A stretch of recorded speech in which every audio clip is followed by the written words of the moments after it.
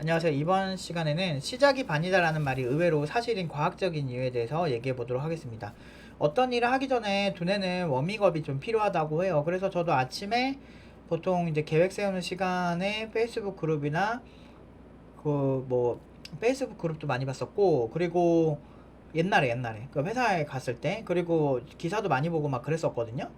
그래서 그렇게 보면서 대충 요즘 좀 어떻게 흘러가는구나, 어떤 기술의 트렌드는 어떻게 가고 있구나, 이런 거를 좀 워밍업을 하고 이제 오후부터 좀 일을 했어요. 지금도 코딩할 때 보면 바로 앉아서 일이 되기보다 목표를 좀 적는 시간을 좀 가지고 조금 이제 대기했다가 이제 시작을 해요. 왜냐하면 왜 그런지 이제 과학적으로 저도 이제 이거 보고 알게 됐는데, 앤드류 버만 교수님이 이 얘기를 한 거예요. 그러니까 우리가 어떤 걸 시작을 하게 되면 노르에피네프린이라고 하는 요 이제 호르몬이 분비가 되고 아드레날린이 분비가 된대요. 그래서 이게 뭔지는 요거 설명을 한번 읽어보시면 될 것 같아요. 서울 아산병원 자료고요. 그래서 혈류량이 증가하고 집중력도 증가하고 이런 거죠. 그래서 결과적으로 스트레스나 자극을 받으면 뇌 속에 만들어지는 노르에피네프린이라고 하는 이 아드레날린과 비슷한 반응을 같이 일으키면서 같이 이렇게 우리가 뭔가 일을 시작하는데 준비를 하게끔 만든다는 거죠. 그러니까 뭐 일을 시작한다는 건 사실은 굉장히 교감신경이 이렇게 깨이면서 굉장히 힘들어지는 상황이 생기는 거지. 그러니까 일이란 거는 결국엔 잘하고 싶어서 스트레스를 발생시킬 수밖에 없는 거지. 그런 호르몬이 우리 몸에서 분비되면서 준비가 되는 거지. 그래서 이게 쉽지가 않은 건데, 그렇게 되면 장점은 집중력이 증진된다는 거지.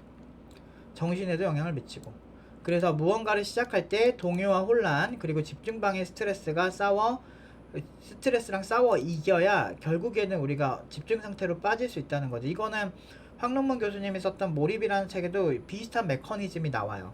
그래서 우리가 뭔가 몰입을 빠지기 위해서는 어느 정도의 그 스트레스를 이제 감내하는 시간, 그 호르몬이 분비되는 그런 시간들이 필요하고, 우리 뇌는 여기에 다른 이론을 좀 더 추가하자면, 뇌는 자기 뇌를 지키기 위해서 발달했기 때문에 인간이 필요 이상의 스트레스를 받는 거를 자꾸 회피하려고 집중을 방해하는 스트레스를 자꾸 이렇게 깨워요. 그렇게 해서 스트레스를 발생시킨다는 거지.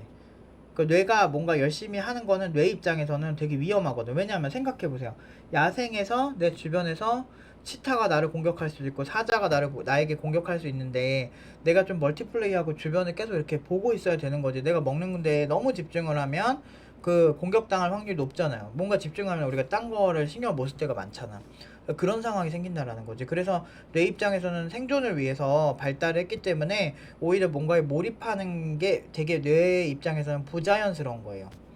그래서 몰입 상황에 빠지기까지 이런 스트레스 견디고 이런 시간이 필요하기 때문에 우리가 뭐 하기 전에 좀 머리가 아프고 긴장되고 힘들고 그런 게 있는 겁니다. 그렇기 때문에 시작이 반인 거예요. 일단 시작했다면 이제 달릴 일만 남은 거니까, 이제부터는 요런 메커니즘을 생각하고, 내가 처음에 일 시작하는데 조금 시간이 걸린다, 내가 이걸 이겨내야지, 호르몬이 이렇게 되고 있구나, 내 메커니즘을 알면 우리가 좀 더 좀 그런 거에 더 잘 저항할 수 있어요. 그래서 예전에 회사 생활할 때도 내가 진짜 이해가 안 됐던 게, 나 일 진짜 잘했거든. 그러니까 일을 잘했고 뭐 프랜스 할 때도 일을 잘했는데, 내가 아침에 이상하게 일이 안 돼요. 일이 안 돼서 아침에는 보통 계획을 세우고 오늘 해야 될 거에 대한 우선순위 재별을 하고, 그렇게 해서 오늘 목표치를 정하고, 그리고 이제 내일 해야 될 거 대략적으로 정하고 아침마다 좀 리서치를 많이 하고 그랬었거든. 근데 팀장은 왜 아침부터 코딩을 안 하니? 그거 갖고 시비 거는 거야. 근데 사실 나만큼 일정 잘 맞춘 사람이 없거든? 내비두면 알아서 하는데, 사실 코딩 시간은 하루에 3, 4시간 정도만 빡 집중을 해도 누가 건들지만 않아도 너무 잘 되거든?